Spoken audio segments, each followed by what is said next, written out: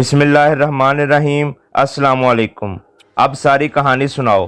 थाने की इमारत से बाहर आते ही अमजद ने पूछा और मैंने इसे सारी तफसीलात से आगाह कर दिया। वैसे यार, ये मीर नियाज़ खान मुझे बड़ा कोऑपरेटिव बंदा नज़र आ रहा है। इससे पहले उसने शहला की ज़मीनें भी आसानी से वापस कर दी और अब तेरे साथ भी बड़ी असूली गुफ्तगू की है। अगर पहले पता होता तो हम इतने लंबे बखेड़े में पड़ने के बजाय बराह रास्त उससे मिल लेते। मेरा तो ख्याल है इस तरह हम इस सारी बकवास से बच जाते। मेरा अपना भी यही ख्याल है। उसने इसकी तायीद की, मगर हमें इससे पहले इस बारे में मालूम होता तो ये कदम ना उठाते। बहरहाल अब भी अल्लाह का शुक्र है कुछ नहीं बिगड़ा। उस वक्त तक हम टहलने के से अंदाज में चलते हुए रहमान खेल के करीब पहुंच गए थे। हम गली में घुसने ही वाले थे कि अचानक सड़क की तरफ से चंद गाड़ियों की हेडलाइट्स रहमान खेल की तरफ बढ़ती हुई नजर आईं। ये कौन हो सकते हैं? पुलिस वाले ना हों, शायद फजलदाद और खुशमीर को पकड़ने जा रहे हों। नहीं, उस तरफ मतलूबा मकान तक जाने का कोई रास्ता नहीं है। ये कोई और लोग हैं। दफ़ा करो, चलते हैं। सुबह से कुछ भी नहीं खाया, अभी तक खाना भी तैयार करना है। पहलवान होटल में खा लेते तो अच्छा था ना। चले जाते हैं यार, गाड़ियां नज़दीक पहुंचने वाली हैं। देख तो लें ये कौन है। कोई भी हो हमारी बला से, अमजद चिढ़कर बोला। उस वक्त तक हम गाड़ियों की हेडलाइट्स की रोशनी में नहा गए थे। मेरा ख्याल था कि वो गाड़ियां आगे गुजर जाएंगी, मगर इसके बरक्स तीनों गाड़ियों का रुख हमारी जानिब हो गया। अमजद खतरा है। रजिया की सफ़ेद कार को पहचानते ही मैंने नेफे में से पिस्तौल निकाल लिया। अमजद ने भी जल्दी से चादर के नीचे छुपाई हुई क्लैशन को हाथ में पकड़ ली। तीनों गाड़ियां हमारे गिर्द निस्फ दायरे में खड़ी हो गईं। उनकी हेडलाइट्स ऑन रहने दी गईं। रजिया की कार के पीछे खुली छत की जीपें लगी हुई थीं, जिनमें चार अफराद सवार थे। जीपों को रोककर वो 8 अफराद अपने हाथों में मौजूद हथियार संभाले नीचे उतर आए, जबकि कार की अंदरूनी लाइट की रोशनी में मुझे रजिया के साथ एक मर्द बैठा हुआ नजर आ रहा था। जब तक 8 अफराद हमारे गिर्द एक दायरे की सूरत में खड़े ना हो गए, रजिया और उसका साथी कार में ही बैठे रहे। जैसे ही 8 अफराद हमारे चारों तरफ खड़े हो गए, कार का दरवाज़ा खोलकर वो दोनों नीचे उतर आए और फिल्मी स्टाइल से चलते हुए हमारी जानिब बढ़ने लगे। माजे मियाँ बेहतियाती हो गई है, वो मज़ाहिया लहजे में बोला। कोई बात नहीं, आइंदा ख्याल रखना। यही दोनों थे। हमसे चंद गज दूर रुककर उस जवान ने रजिया से पूछा। जी भाई। रजिया ने इस बात में सर हिला दिया। इसके भाई कहने से मैंने अंदाज़ा लगाया कि वो नौजवान गुलरेज था। मिस्टर, तुम दोनों को मेरी बहन से माफ़ी मांगनी पड़ेगी। उसने चुटकी बजाते हुए हमारी जानिब इशारा किया। मगर हमसे तो कोई ऐसी गलती नहीं हुई जिसकी बदौलत हमें माफ़ी मांगने की ज़रूरत पड़े। अमजद का लहजा गो संजीदा था, मगर अंदाज बिल्कुल मज़ाहिया था। इससे पहले कि गुलरेज मजीद कुछ बोलता, सड़क की जानिब से एक और गाड़ी की हेडलाइट्स की रोशनियां नजर आईं। आने वाली गाड़ी काफ़ी स्पीड से हमारी तरफ बढ़ती चली आ रही थी और तमाम लोग उस तरफ मतवज्जा हो गए। अगले चंद मिनट में ही वो गाड़ी दूसरी गाड़ियों के करीब आकर रुक गई। ओ शिट, डैड पहुंच गए, गुलरेज रजिया से बोला। वो जवाबन खामोश रही। वो मीर नियाज़ खान था। सफ़ेद कपड़ों पर काली वास्कट पहने हुए वो बड़ा पुररोब नजर आ रहा था। गुल्लू, तुम्हें कहा था ना कि इससे सुलह हो चुकी है, वो आहिस्ता से बोला। डैड, मैंने कहा था कि इसे बेबी से माफ़ी मांगनी पड़ेगी। बुरी बात बेटा, जब एक दफ़ा तय हो चुका है तो फिर इस तरह नहीं करना चाहिए। उसके अंदाज से मुझे यूं लग रहा था जैसे वो अपने बेटे को लाड प्यार से इतना बिगाड़ चुका था कि अब खुद भी उसे बेटे से दबे लहजे में बात करनी पड़ रही थी। डैड, बात तय करने की नहीं, असूल की होनी चाहिए। टके टके के लोग गुलरेज खान की बहन को अगवा करने लग जाएं तो फिर पीछे बात ही कुछ ना रह जाए। अब इसी सूरत में उनकी खलासी हो सकती है कि ये दोनों बेबी से माफ़ी मांगे। हालांकि इरादा तो मेरा ये था कि उन्हें उस वक्त छोड़ूंगा जब ये बेबी के पाँव को हाथ लगाएंगे, लेकिन अब आपकी वजह से मैं उन्हें आसान शर्त पर छोड़ देता हूँ। मीर नियाज़ खान ने बेबसी से हमारी जानिब देखा। आप दोनों में से उमर जान कौन है? उसने धीमी आवाज़ में पूछा। मैं। अमजद उस वक्त तक बड़ी मुश्किल से अपने गुस्से को कंट्रोल किए हुए था। उमर जान, आप ही इसे कुछ समझाएं, मेरी बात तो उसकी समझ में नहीं आ रही। मीर नियाज़ खान मुझे मुखातब हुआ। मुझे उसके अंदाज से यूं लगा जैसे समझाने के पर्दे में वो मुझे गुलरेज खान की बात मानने की दावत दे रहा था।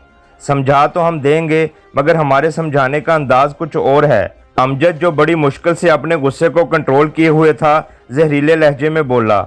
वही अंदाज तो मैं देखना चाहता हूँ। गुलरेज खान का लहजा भी गजब से पुर था। लड़कियों को हथियार के जोर पर अगवा तो हिजड़े भी कर लेंगे, अगर मर्द हो तो अब मेरी बहन को हाथ लगाकर देखो। मिस्टर गुलरेज, हथियार के जोर पर तो तुम कूद रहे हो।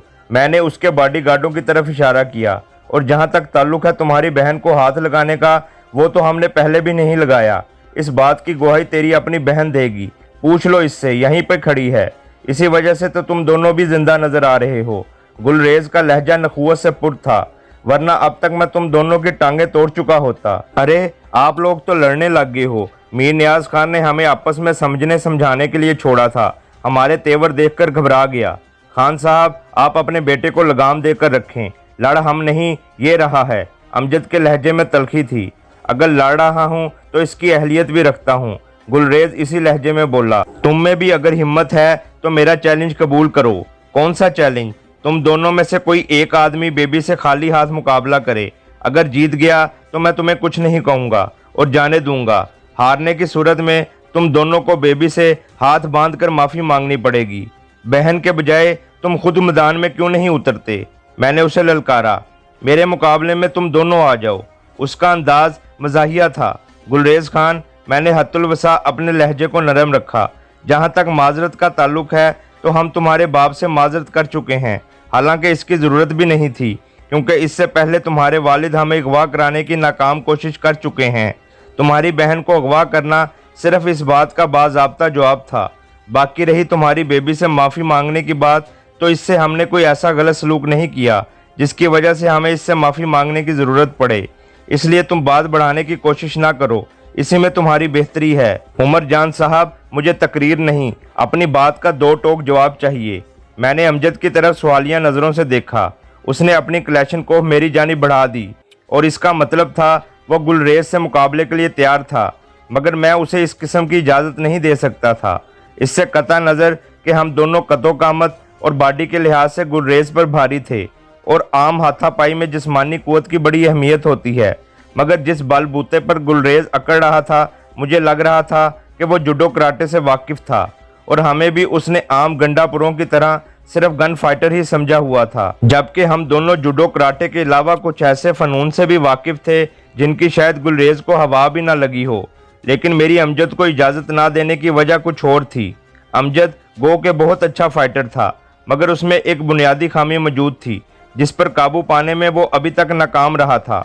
एक अच्छे फाइटर के लिए ज़रूरी है कि वो सख्त जान हो, चोट बर्दाश्त करने की अहलियत रखता हो, हमला करने में पहलपन और तेज़ी को बरकरार रख सके, और ये दोनों चीज़ें अमजद में बदर्जा उत्तम मौजूद थीं। आखिरी चीज़ जो एक अच्छे फाइटर को आम लड़ाकों से मुमताज़ करती है वो है अपने दफा से गाफिल ना होना, और ये चीज़ अमजद में कम थी। लड़ाई के शुरू में वो इस बात का ख्याल रखने की कोशिश करता था, मगर जूं जूं लड़ाई में तूल और तेज़ी आती जाती वो अपने दफा से गाफिल हो जाता था। इसमें इसकी जोशीली तबीयत का बड़ा अमल दखल था।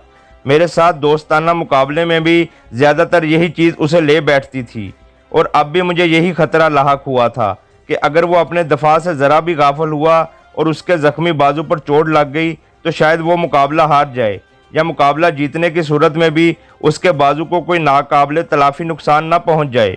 नहीं माजे, मैंने क्लैशनकोफ पकड़ने के बजाय अपना पिस्तौल उसकी तरफ बढ़ाया।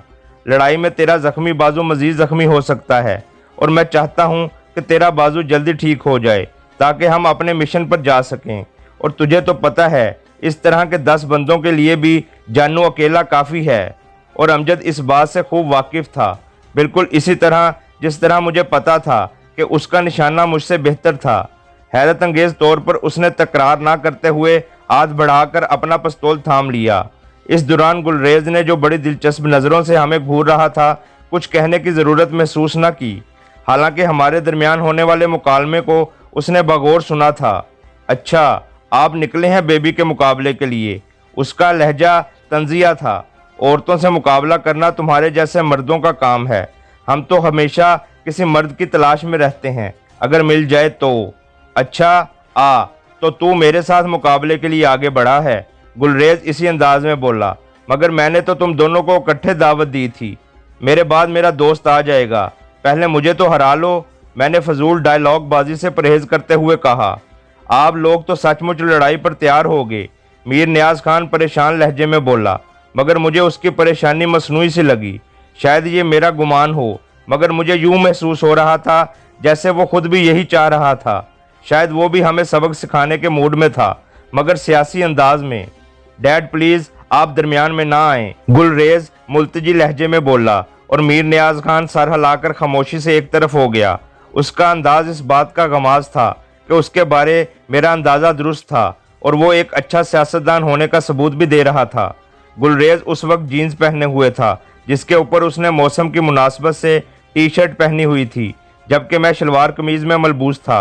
लड़ाई बढ़ाई के लिए उसका लिबास मौजू था, मगर मैंने इस बात की परवाह न की कि सिर्फ लिबास के बलबूते पर वो लड़ाई नहीं जीत सकता था। गो खाली हाथ लड़ाई के अंदर लिबास की बड़ी अहमियत होती है, मगर उस वक्त जिस वक्त मुकाबला 19-20 का हो। ज़िंदगी में शीशनाक वो वाहद लड़ाका था जिससे मैं मुतासर हुआ था। उसके साथ लड़ते हुए आखिर तक मैं गू मगू की कैफियत में मुब्तला रहा था कि जाने कौन मुकाबला जीते। गुलरेज तो उसके मुकाबले में तिफले मकतब दिखाई दे रहा था, मगर लड़ाई के बुनियादी असूल के मुताबिक कि दुश्मन को कभी कमज़ोर ना समझो, मैं उसकी जानिब से हर किस्म की कार्रवाई के लिए जहनी तौर पर तैयार था। 4 गाड़ियों की हेडलाइट्स ने उस जगह को खूब रोशन कर रखा था। मेरे आगे बढ़ते ही गुलरेज ने अपनी बहन को मीर नियाज खान के पास चले जाने का इशारा करके कराटे के मुख्तलिफ पोज बनाते हुए मुझे मुतासर करने की कोशिश करने लगा। मैंने उससे मुनासिब फासले पर खड़े होकर कहा, लड़ाई हमेशा किसी कानून और ज़ाब्ते के तहत लड़ी जाती है मिस्टर गुलरेज। इसी तरह लड़ाई शुरू करने और ख़त्म करने के भी कुछ असूल होते हैं। अगर मेहरबानी करके इन सब की तशरीह कर दें तो आपकी मेहरबानी होगी। किसी भी फरीक के बेहोश हो जाने या हार मान लेने की सूरत में लड़ाई ख़त्म समझी जाएगी। और शुरू अभी कर लेते हैं, तैयार हो जाओ। 1 2 3 कहकर उसने मुझ पर छलांग लगा दी और उसका दायां पांव बड़ी तेज़ी के साथ मेरे चेहरे की तरफ बढ़ा। अगर वो इससे दुगनी रफ्तार से भी हमला करता तब भी उसका पांव मेरा चेहरा नहीं छू सकता था। मैंने हल्की सी झुकाई दी और साइड पर हो गया। वो अपनी ही झोंक में ज़मीन पर गिरा, लेकिन जल्दी से संभल कर खड़ा हो गया और खड़ा होते ही अपने बाएं पांव पर फिरकी की तरह घूमकर उसने दाएं पांव से एक मरतबा फिर मुझे निशाना बनाना चाहा। इस मरतबा भी मैंने उसे डॉज कर दिया, मगर जवाबी कार्रवाई से मैंने जानबूझकर गुरेज किया। अपने दूसरे वार को खता जाता देखकर उसके हमलों में तेज़ी आ गई। मैंने उसके खिलाफ जवाबी कार्रवाई के बजाय सिर्फ दिफा पर ही इक्तफा किया। मुझे पता था कि जल्द ही उसने थक जाना था और वही हुआ। 5-6 मिनट की उछल कूद से ही उसका मुंह खुल गया। जैसे ही उसने रुककर अपना सांस हमवार करना चाहा, मैं तंजिया लहजे में बोला, बस इतना ही दम था मिस्टर? इस स्टेमिने के ऊपर बढ़ चढ़ कर बातें कर रहे थे, और तुझे ये किसने कह दिया था कि तू अच्छा फाइटर है? बेवकूफ़, तुम तो लड़ाई की अली बे से भी नावाकिफ हो। हमला कैसे किया जाता है ये जानू से सीखो, और अभी रोकना है, मैं हमला करने लगा हूँ। ये कहते ही मैंने ऊपर उछलकर इसे झांसा दिया कि जैसे मैं इस पर छलांग लगाने लगा हूँ, और मेरे झांसे में आते हुए उसने जल्दी से अपनी जगह तब्दील की और झुकाई देते हुए अपने दाएं जानिब हटा, जबकि मैंने एक स्टेप आगे बढ़ते हुए उसके नज़दीक पहुंचा और इसी तेज़ी में मेरी बाईं टांग उसके पेट की तरफ बढ़ी। मेरे दाव को ना समझते हुए उसने मेरे पाँव की ज़रब को बर्दाश्त करने के लिए अपने पेट के सामने अपनी कोहनियों का क्रॉस बनाया, मगर मेरा पाँव बजाय उसके पेट में लगने के ज़मीन पर लगा और अगले ही लम्हे इस पाँव पर फिरकी की तरह घूमते हुए मेरा दायां पाँव बिजली की सी तेज़ी से उसकी थोड़ी की तरफ बढ़ा, जिसे रोकने के लिए उसके पास कोई ऑप्शन मौजूद नहीं था। एक बुलंद कराह के साथ वो उछलकर पीछे की तरफ गिरा और वहीं पड़ा रहा। मीर नियाज खान, इसको संभाल लो, अब इसे अच्छी तरह समझ आ गई है। मगर मेरे ये सब कुछ कहने की कोई ख़ास ज़रूरत नहीं थी, क्योंकि उसके नीचे गिरते ही मीर नियाज और उसकी बेटी उसकी तरफ दौड़ पड़े थे। हमारे चारों तरफ खड़े उनके मुहाफ़िज़ीन ने अपनी क्लैशन कुफ़े मेरी जानिब सीधी कर दी। अमजद भी यकदम चुकन्ना हो गया था। भैया कहते हुए रज़िया उसके करीब पहुंची, जबकि मीर नियाज खान इससे भी ज़्यादा फुर्ती का मुजाहरा करते हुए उसके करीब पहुंचा और उसका सर उठाकर अपनी गोद में रख लिया। तुम वहशी जंगली, अपने भाई के जिंदा होने का इत्मीनान करते ही रज़िया बिफरी हुई शेरनी की मानिंद मेरी जानिब बढ़ी। एक तो उसके हमले में बड़ी तेज़ी थी, दूसरा मेरे वहमो गुमान में भी नहीं था कि वो ऐसा करेगी। मैंने बामुश्किल अपने हाथों का क्रॉस बनाकर उसकी फ्लाइंग किक को रोका और इससे पहले कि वो दोबारा हमला करती मैं धाड़ा, मीर नियाज इसे संभाल लो। नहीं गुड़िया नहीं। वो गुलरेज का सर ज़मीन पर रखकर रज़िया की जानिब दौड़ा और हमले के लिए पैंथरा बदलती रज़िया को बाजू से थाम लिया। तुम सारे उल्लू के पट्टे क्या तमाशा देखने के लिए खड़े हो? रज़िया को काबू करते ही वो गजबनाक आवाज़ में चीखा, गुल्लू को उठाकर गाड़ी में डालो। उसकी बात सुनते ही चारों अतराफ में मुजस्मों की तरह खड़े मुहाफ़िज़ों में गोया ज़िंदगी की लहर दौड़ गई और वो इकट्ठे गुलरेज की तरफ दौड़े।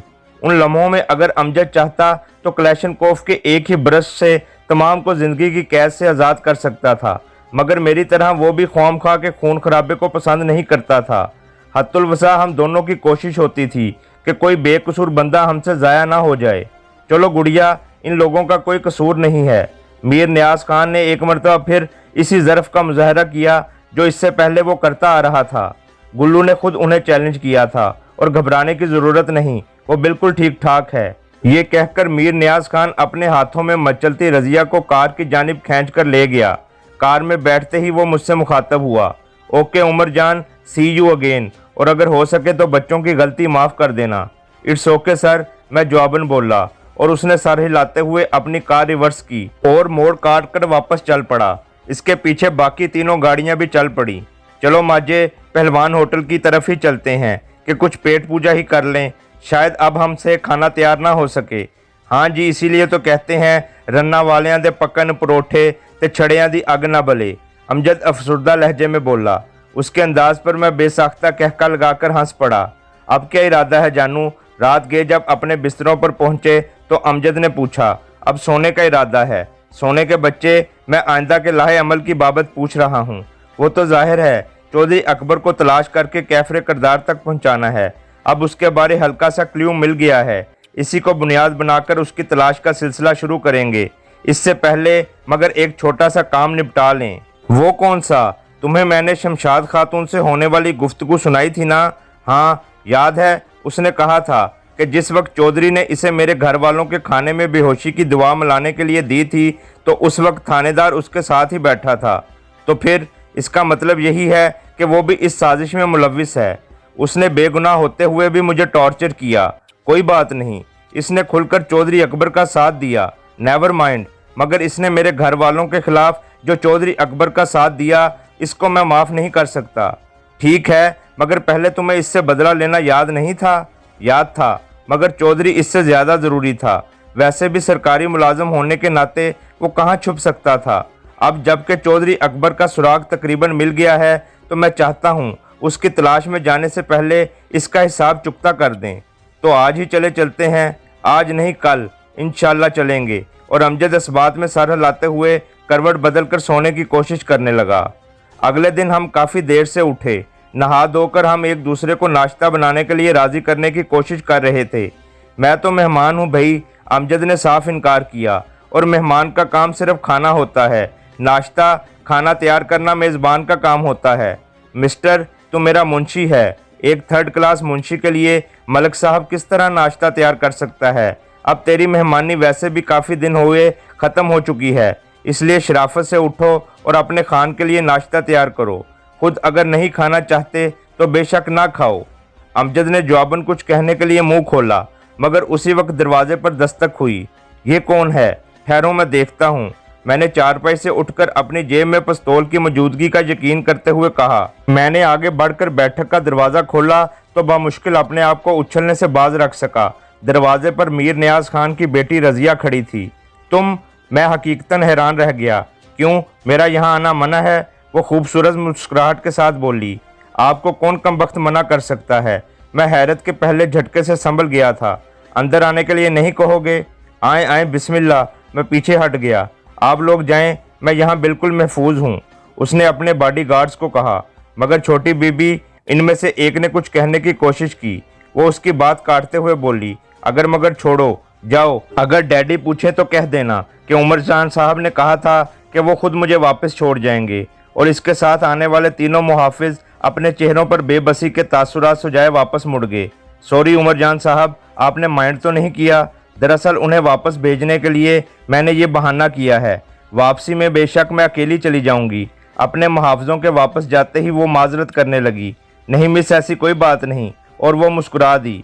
मुस्कुराते वक्त उसके गालों में भी शीतल की तरह गढ़े पड़ जाते थे, मगर खूबसूरती में ये शीतल के अशरे अशीर भी नहीं थी। उसकी तरह हसीन लड़की मेरी नज़रों से उसके बाद नहीं गुजरी। वैसे रज़िया भी खूबसूरत थी। अच्छे उम्दा लिबास और मेकअप के महंगे साजो सामान के इस्तेमाल ने उसकी खूबसूरती को मज़ीद उजागर भी कर रखा था। अमजद भी उसको देखकर हैरत ज़दा रह गया। अरे जानू साहब, ये मेरी आंखें क्या देख रही हैं? अब्दुल्ला भाई, जानू नहीं अब्दुर्रहमान भाई कहो। अब्दुर्रहमान, रज़िया तेज़ी से बोली और हम दोनों कहका लगाकर हंस पड़े। मिस, पहली बात तो ये है कि मेरा नाम अमजद है, और दूसरा ये जो भाई का साबका लाहका है ना, इसको सिर्फ गुलरेज के लिए ही रिजर्व रखो।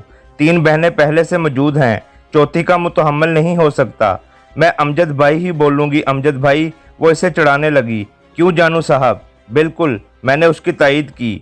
मैं खुद उन्हें अमजद भाई कहता हूँ, और तो और ट्रेनिंग के दौरान ये दूसरे लड़कों को कहा करता था कि मुझे अमजद भाई कहा करो, भाई का लफ्ज़ अच्छा लगता है। धत तेरे की, अमजद अपने सर पर हाथ मारता हुआ बोला। जब अपने ही मुखालफ हो जाएं तो गैरों का क्या भरोसा। रज़िया मुस्कुराई। मुझे भी ये बतौर भाई बहुत अच्छा लगा है।